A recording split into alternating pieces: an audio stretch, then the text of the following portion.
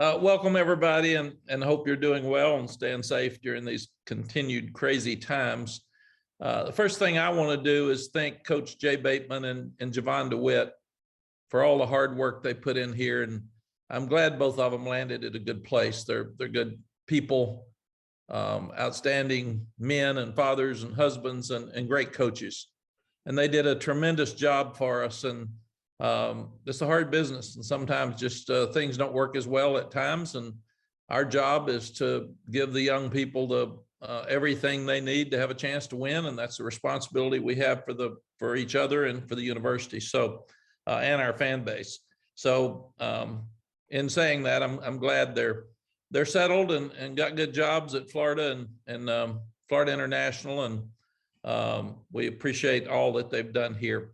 So to quickly recap the 3 years we've had, I've had a lot of time to reflect since the bowl game.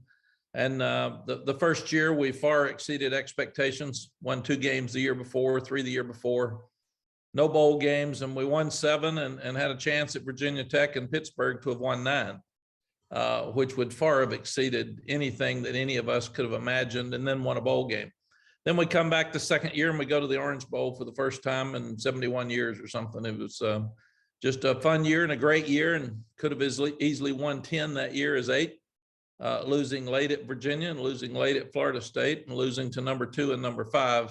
But we were really, really on track. And then this year, we ended up, we did some good things that probably got overlooked because the expectations were so high. But we fell short, far short of our goals, and we didn't get done what we wanted to get done or needed to get done. And that's why I felt like that we had to make some changes. We also had a good recruiting year, our first year here, and we've had 2 great recruiting years, this one being unbelievable. And it's been fun to watch some of these young guys. The kids are really pumped about the opportunities for new defense, and Coach Chizik and what he brings with 2 national championships to our plate and head coaching experience. Coach Charlton Warren, being an Air Force graduate, a guy for 10 years in Special Forces, is an outstanding human being that has fought for our country. But both of those guys have really impressed our guys, because since I've gotten back from recruiting, I've had a chance to sit down and talked to a lot of players, and they had their first defensive meeting yesterday morning, and I think it got off to a really, really good start. Offensively, we've done some really good things. We need to tweak some things. I've been in those meetings. We've got some different people coming in that we're going to visit with, but I'm excited about the defensive players that we have returning, and we played some good defense. We're just too inconsistent and gave up too many big plays. Offensively, it's obvious what we've got to do. We've got to protect better. We've got to have fewer sacks. Going to have some. I think what Cincinnati won the other day and had 9 sacks in a pro game, but you can't do that. We've got to get that cleaned up. And we've had too many tackles for loss, but we've still run the ball well. And we've got young quarterbacks, so it should be a real fun spring to explore the new things we're going to do. And the things that we're going to do to shore up that protection. And then special teams, we've been really good at times. We haven't been great because we've been good or awful. And we led the country in block punts, but we also gave up 4 block punts, which you can't possibly do. So looking forward to Coach Porter and the entire staff attacking special teams. And I've said it for the 3 years we've been here, we've got to continue to improve. And that's another area. So we have a lot of room to improve in all 3 phases. I've never been more excited about the start of spring practice, because we've got some great young players that will be competing in the spring for opportunities to play. But we also have some things that we need to correct with scheme. We had 3 very productive weeks in recruiting. It was fun for everybody to get back and get in schools again and see coaches and have kids on our campus. We had a huge junior day last weekend, about 40 juniors in here with parents. And it hurts us some when they have February go dead, because we don't have opportunities for families to come in for basketball games. And that was a huge thing for us. So it's really not good for us to have February is dead. The other thing is you bring in 8 early enrollees and 2 grad transfers, and then you go immediately on the road, you don't get to see them. So that's a flaw in our system, that we're all gone when they're here and we need to be around them some. So we've got to look at our recruiting schedule and see if there's anything we could do better there, because a lot more people are bringing in graduate transfers now and early enrollees than ever before. But the last couple of days, it's been fun to watch them. That group of 10 new people, the 8 early enrollees and the 2 graduate transfers, are really impressive. They're going to bring a lot to our spring practice and to our team. So that's been fun to watch. The other thing we're going to do is adjust our freshman availability policy for you folks. These guys are around a lot more media. We started this procedure with them not being able to speak till they played in a game with Coach Smith. And Coach Smith didn't think freshmen should speak before they played. And I thought it was a good idea. So we've done it for 30 years. But now these young guys are being so highly recruited. They talk to media all the time. Jeremy will take from now until after the first week of spring practice and talk to them about media and engagement and press conferences and ask questions. But after, and Jeremy can clean it up, but after they've been here for 3 practices, watch some of the other guys being interviewed, then the early enrollees and the freshman class will be available for you to interview if you would like to. And that's just a change we thought we needed to modernize. And that's something we needed to do, because these young guys talk to the media a lot. And that didn't happen before the recruiting process like it is. And also it didn't happen before when we didn't have as much social media. But they're an impressive group, and I've been talking to them. They've been laughing, and one of them did ask me, "Why don't you let us talk to the media? We've talked to them for 3 years." And I said, "You're right." So we're going to do that. I just think it's the right thing to do. Kevin Donnelly did an outstanding job for us as Director of High School Relations. Now he is taking over the Director of the Coleman Game Plan for Success. It's a leadership role that Jim Coleman and their family, when they gave us the money for the indoor practice area, also wanted to have a leadership role. And Kevin's perfect for that, being a graduate and being an NFL player. What he will be doing is he's going to be working on different types of leadership for our team, because you've got to teach leadership. We've got to continue to do that. He will be working on internships for the kids while they're here, hoping that they can work for somebody here that they can continue to work for when they get out of college or get through playing pro football. He's going to work to get our current players jobs when they get out. He will work with Coach Moody to go through the NFL process for our guys when they're trying to determine if they're going out or stay, if they're leaving early, trying to determine which agent to take, trying to look for a financial advisor, because Kevin will be very valuable in that position, because he's done all that and he's been there, and he's very, very successful in the pros and still has a relationship with the Panthers. And he'll also continue to build a relationship with our letterman and try to connect our players with letterman as they get ready to leave school as well. So we're very excited that one of ours, another guy that played for me, is able to come in and do such an outstanding job with the high school coaches. But now he's going to get more involved with the leadership of our team and be very, very involved. He'll have an office on the 3rd floor. And then to take his place, we also took a North Carolina graduate, Alex Mars, and he will become the Director of High School Relations. Alex played here in 2010 through 14 under both Butch Davis and Larry Fedora. Obviously, he's a UNC grad. He was a 2-year letterman as a deep snapper, and after graduation, he joined our staff as a quality control coach for the offense. His father, Doug, has been a high school coach in Virginia and North Carolina for 42 years. So with his love for this place, his love for high school coaches through his dad, he knows all of them anyway, with his dad's relationship. So we're very, very excited that Alex is taking over that role. Next, my contract has been extended. This is something they talked to me about after the season. Each year after the season, we sit down and talk, and they want to keep it at 5 years. And I'm very thankful to the university, to Bubba, to Kevin, to the board of trustees and the board of governors, that they would show that faith in me. And I take a tremendous amount of pride in making sure that we continue to have this program grow and get it where it needs to be. And I know that's something that people always talk about at my age, but I'm healthy. I'm energized. I didn't like the way we finished this year, and I'm all over it and can't wait to get started. And lastly, it is National Signing Day, so it's a good day to announce a contract extension. But also, we added another player to our football team, and I really like this young man and their family. It's Spencer Rollins. He's a spring graduate, and his degree is in mechanical engineering, and he has a minor in astrophysics at Harvard. He is near a 4.0 student. He has 2 years left of eligibility, which is unusual for a grad transfer as an offensive lineman. He's 6'6", about 290. He started 20 games at Harvard over 2 years. He's first team All Ivy League. He was a finalist for the Doris Robinson Award. It's an award given after the wife of Eddie Robinson in her name. And it's for the FCS student athlete that excels in the classroom and the community.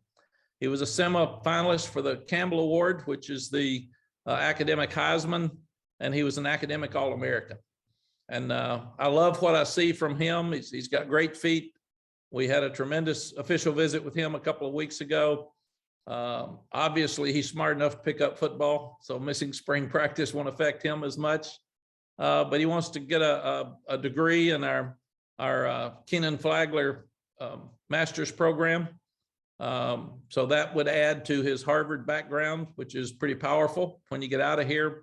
He is also a young guy that wants to continue to grow and play in the NFL. And Stacy Searles helped us with Corey Gaynor, and now he's helped us with Spencer Rollins.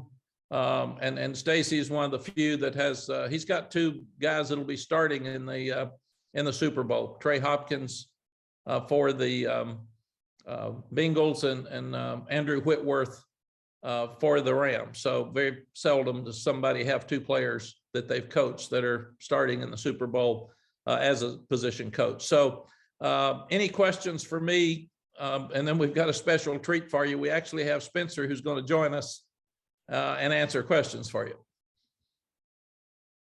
Any questions for me before we have Spencer join us? Go ahead and raise your hands and we'll move through them. Alvaro, go ahead and start us off. Hi, Coach Brown. I hope you're having a great day. Well, my question is, what led you to the decision to extend your contract with UNC, and what does it mean to stay here until 2027? Thank you. It's number one, I'm having fun. When I got out of coaching, I missed it. And I had a great time the first 2 years. This year, we were just inconsistent.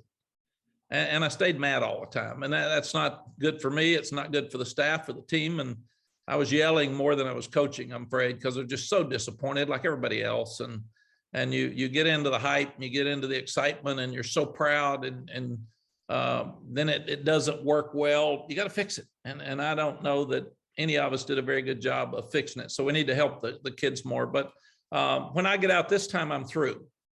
And after I got out last time, what I realized is what I missed was mentoring the kids. I missed the game of college football and trying to help. We've got a lot of things right now that are questionable in helping college football move forward like we all love it. And I want to be part of those solutions as we look at them and go forward.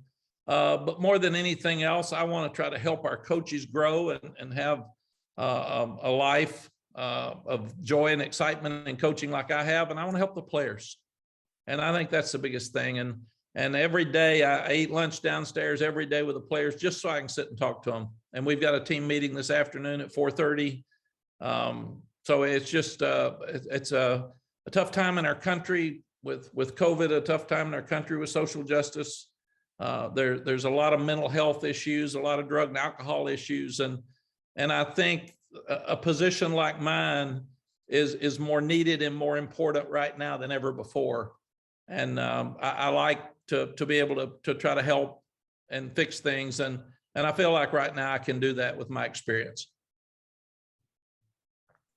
Thank you, Coach. Thank you. Dina, go ahead. Hey, Coach, thanks for joining us today. I got a couple questions. You guys have been throwing out a lot of offers. Just wanting to know, for the 23 class, will you guys be taking a bigger class, or is that still something you're thinking about? Dina, it's the hardest thing right now to determine. And I was so careful last year. At this time last year, we had 4 scholarships to give because we didn't know who was coming back, because COVID allowed everybody to have an extra year. So what we will do is continue to look at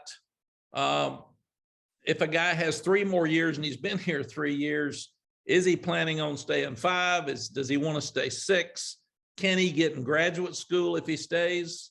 If a guy's not playing, would he get in the portal and we can help him? So more than anything else right now, roster management has become relationships and communication. So we've had some people try to get players to leave our team. Tampering's at an all-time high out there. It's really awful. And our guys stayed, thank goodness. But you're just really not sure. You've got another run of transfer portal guys right after spring practice, probably, of guys that weren't happy with the amount of time they got in spring, and they can leave right after spring. So you're just not sure of your numbers.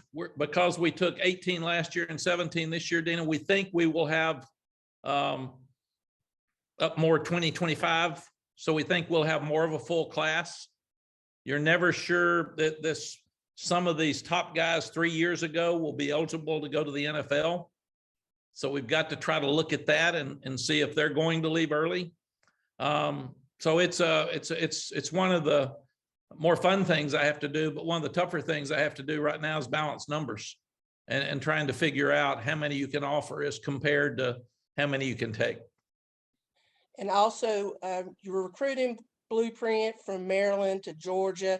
By adding Coach Warren and Coach Chiswick, and especially Coach Warren's relationships as coaching in Georgia and Florida, are y'all going to kind of increase that recruiting blueprints in the Southeast with the presence that those 2 guys have had? I went to Georgia a couple of weeks ago and spent a day or 2, and everybody down there knows them. I mean, it's like old home week when you walk into those coaches. And Gene was the head coach at Auburn, and they recruited Georgia and Atlanta very hard.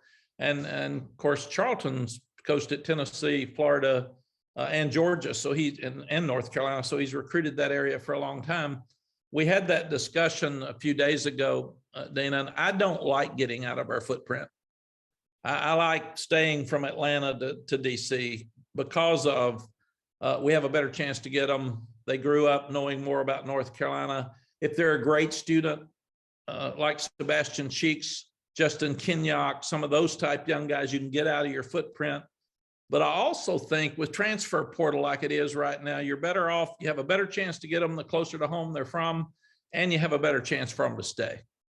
So it happened when we first got here that Coach Longo wanted to go to see a buddy, and Coach Bateman had a buddy here and he wanted to go see him. I want us to recruit our footprint. And if in the first year you got a guy that you got a relationship with and you want to make that work, I got it. But we're going to be who we are. And basically we're going to have the majority of our team from that footprint. Thank you. Thank you. Ross, go ahead. All right. Hey, Coach Brown. Another recruiting question for me. Y'all lost Billy High, your general manager, recently. What's the impact of losing him? I know he did a lot for you. And what's the process and timeline for replacing him? Yeah, Ross, great question. Billy was great for me for 3 years. And he became a right-hand man, and he's high energy and he worked really hard. And I liked him. I'm not sure he would have gone anywhere but Tennessee, but his granddad was on the athletic board at Tennessee, and he and his wife Becca are graduates, and their whole family lives there. And so it's like Robert Gillespie going back to Alabama near his mother. I got that. There's a place everybody should go. I don't want people leaving here to go where it's a lateral move or they don't have family or something. So I totally understood what Billy did, and I'm really happy for him.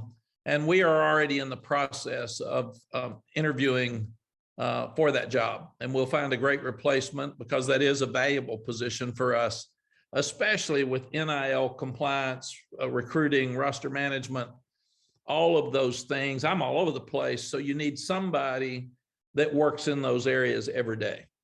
And that's what Billy did for us. So I'm excited about the people who have shown interest. There's a lot of great candidates, and Corey Holiday and I are in the process right now of looking through that list to see who that perfect person is. I'm not the easiest guy to work with. So Billy put up with me, and I don't know whether it's ADD or whatever it is, but I'm very demanding. I have no patience.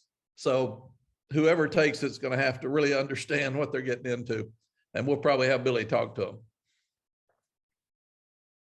But hopefully should have that done here within a week or so. I didn't really want to do it, start the interview process till after signing date.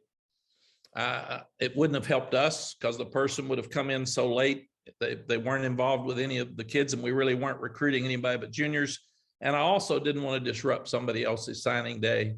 I just thought that was, I don't like people doing that to me. I don't like people leaving the day before signing date. So I just felt that for other head coaches. Brandon, go ahead. Hey, Coach, I was wondering, with the recent release of your schedule, what are your thoughts on having 2 open dates? And I was wondering, could you also shed some light on the decision to move your FCS opponent from the end of the season to the beginning of the season? Yes. First, I always like to have 2 open dates during the season, just for injuries and rest, just to make sure that you don't get so worn down by the end. So I haven't been able to study the schedule because we've been overloaded here. But I did get to see it a week or so ago, and I liked it. I thought it set up good for us. Secondly, I thought when Coach Fedora was here, he liked having the FCS game right before NC State. And to me, I would rather open the season with it. And I do feel like that there's a lot more energy and there's a lot more interest from our fan base late in the year than there is for a conference game, than there would be for an FCS game. So I told Bubba and Rick Steinbacher, I would rather open the season with an FCS game than finish the season right before NC State. I know that's what the SEC does. I understand it's worked for us, and I thought it was a great idea by Coach Fedora. But again, I'd rather open the season. And the other thing I felt like, with all the social justice things that have been talked about the last few years, what a great welcome for us to get Florida A&M in here on national TV before the actual season starts, so we could emphasize the importance of all of these games, but especially one with them to start the season.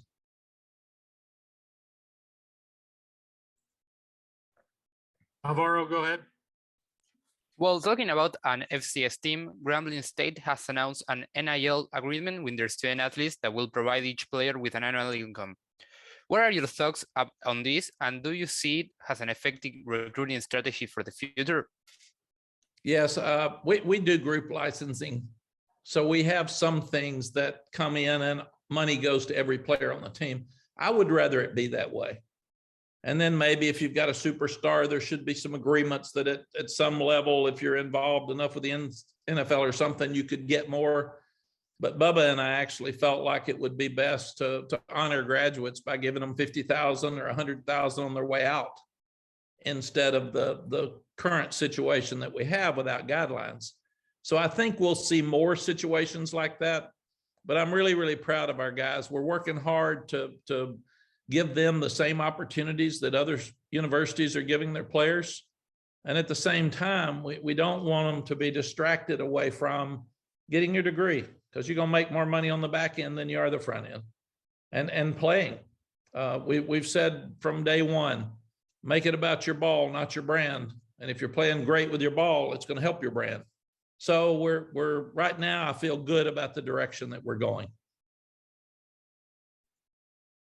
All right, we'll wrap up with Coach Brown with Greg Barnes. Good afternoon, Mack. Hey, Greg. You piqued my interest with your comment about tampering. What does that look like in this day and age? How has NIL affected that? And is there anything that can be done to limit those issues? Greg, and the coaches that I'm talking to and the players that I'm talking to, even on our team, it's usually a third party. It's usually a player from another team. And they call and say, they use a different phone. If it is someone close to the other athletic department, they call and say, our guys are making this, it's your position. If you go in the portal, my guys have assured me that they'd love to have you come. So it's just an offer. And it's something we've got to stop. We can't let people buy people off campuses across the country. Then it becomes very unfair. And it's even unfair to the kids. So I got it in recruiting. It's always been an issue in recruiting. It just hadn't been public. But now, if a guy's on somebody else's team, leave him alone. I mean, don't be disruptive. And I'm worried about that happening, and not just for us. I'm not worried as much about us, but I've got friends that are just losing players, and that's just unfair. I mean, it's so at the end of the year, some of these teams, if they're struggling a little bit, the best players are going to say, which team can I go to win that'll pay me? And we don't need that. That was not the purpose of all this. Thank you. Thank you, Greg. Folks, I've never been more proud of a young guy joining our football family. And Spencer is smart. He's athletic. He's tough. I'm the only regret I've got is he can't get here tomorrow, and he's going to join us in June. So what I'm going to do is proudly turn this over to Spencer and let him talk to you a little bit. Jeremy can kind of moderate it, but let him talk to you a little bit about why he came. And then you all can ask him questions. Welcome, Spencer, and I'm sure proud that you're a Tar Heel. Thank you, Coach. Coach, hang tight a second. Spencer, hang tight a second for me. Joe, did you have something you wanted to ask Coach Brown? I did. Sorry, Coach. I'm not sure if you touched on this, but can you just tell me what it means to you personally that the university and Bubba want you to come back for that 5th season and to extend your contract? What does that mean for you? Well, Joe, it's really exciting for me. I'm not a guy who wants to be a burden or hang around unless somebody wants you. So I didn't ask for any of this, and they brought it to me, and it just gives me more energy to make sure that I get this program where they expect it and where they want it. And I really want to exceed what we did when we were here before. We ended up 10th in the country 2 times before I left. We had a chance to get in the BCS, and we lost to Florida State. We have a legitimate chance now to win our league and go to the college football playoff, the way this league's set up. And we've made a lot of progress. We've got so many positive things with facilities and fundraising and fan base, and we're so close that I'm not going to let a step back keep us from getting where we want to go. And we're all competitive.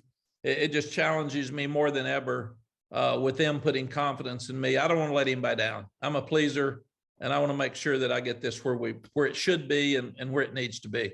And it keeps me busy. It gives me a purpose. It gets me up every morning with a lot of energy. And when I was in TV, I had energy for 4 months. Then I didn't have anything to do for the rest of the year. And I don't have many days I can get up and say I don't have anything to do. So this is fun, exciting for me, and I'm really, really proud that they've asked me to continue to run their program moving forward. And I think, like us, they know how close we are. We're so close, I can smell it, and it's just it's fun moving forward.